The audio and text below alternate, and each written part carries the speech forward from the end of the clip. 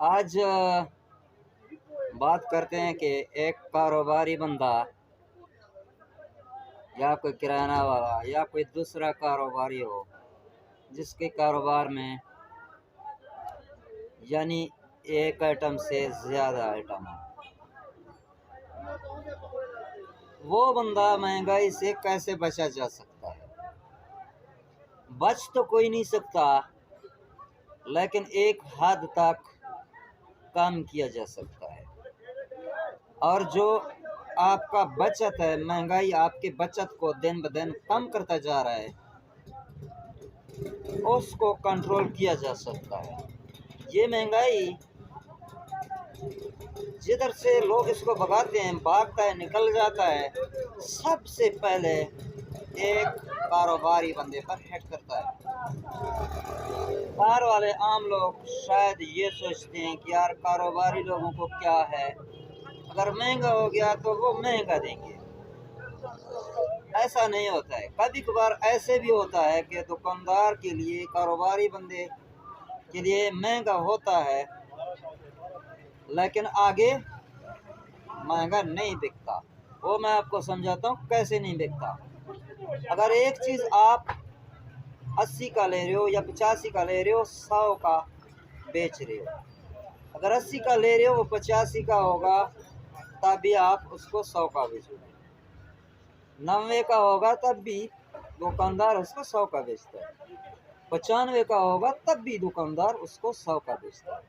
जब वो 100 क्रॉस करेगा तो दुकानदार उसको 100 या 110 या 120 में बेच सकता है। ये जो महंगाई है, ये पहले एक कारोबारी बंदे को खाली करता है। उसके बाद जब 100 क्रॉस कर जाता है, फिर उसके गाहक के ऊपर टूट पड़ता है। तो जिसके पास एक आइटम है, वो एक आइटम वाले जो 2 रुपए उस तरफ से बढ़ते हैं, तो वो सीधा अगर 3 नहीं 2 खामखा बढ़ा देंगे। जिनके पास ज़्यादा आइटम है, उनके साथ अक्सर ऐसा ही होता है जिस तरह मैं बता रहा हूँ, उनका मुनाफा दिन ब दिन कम होता जाता है। तो इस महंगाई कंट्रोल नहीं होता है, चाहे हम रोएं, चाहे पीटें, भूखे सो जाएं, हमारा किसी ने नहीं सुनना। मैं आपको इसका एक लीगल तरीका बताऊंगा जिससे आप अपने मुनाफे को बरकरार रख सकते हो। महंगाई किसी से कंट्रोल नहीं होता है। अगर आपको पता चल गया कि यार 2 आइटम या 3 आइटम 5-5 रुपए महंगा हो गया, उसकी जगह पे आपने छोटे छोटे जितने आइटम महंगे हो गए हैं, उतने आइटम आपने मज़ीद ढूंढने हैं। अगर एक चीज़ के ऊपर 5 रुपए चढ़ा है, तो आपने कम से कम ऐसा कोई चीज़ तलाश करके लाना हो है जिसमें आपको 5 से 6 या 10 रुपए बचते।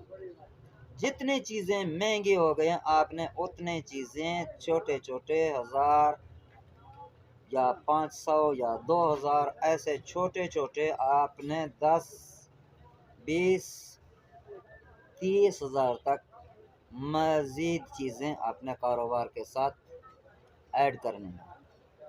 मिसाल के तौर पर आपको पहले एक दिन का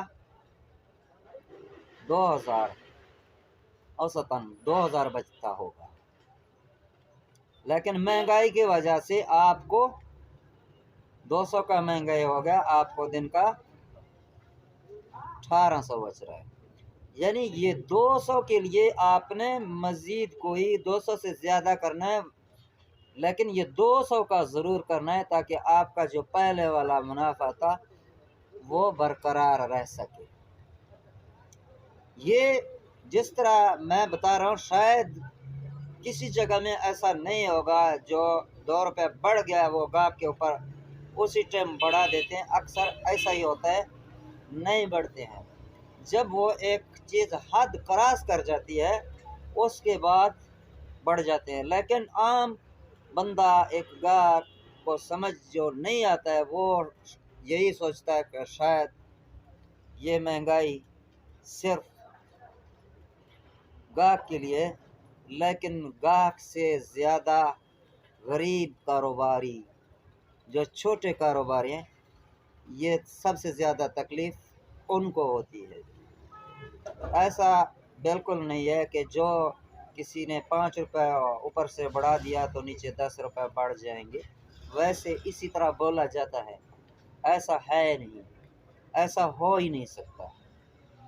अगर एक बंदा मार्केट में किसी चीज़ के पीछे 10 रुपए बढ़ाता है, वो सब इकट्ठे होके इत्तेफाक करके 10 रुपए नहीं बढ़ा सकते। अक्सर इसी तरह होता है, वो स्टेप बाय स्टेप 85 से जब 100 पे पहुंच जाता है, तब दुकानदार के लिए 10 या 5 रुपए बढ़ जाते हैं। इस दरमियान में अभी आप लोगों को याद है, पहले जो था 150 पीस वाले टिक्की टॉफियाँ थे, 120 से शुरू हो गया, 135-36 पे जा रहा है, अभी तक वही 150 का बिक रहा है। 150 के ऊपर 140 या 150 का। कभी आप लोगों ने उसको 150 पीस वाले का, कोई ज़्यादा भी बेचता है तो 150 का, वरना 140 का।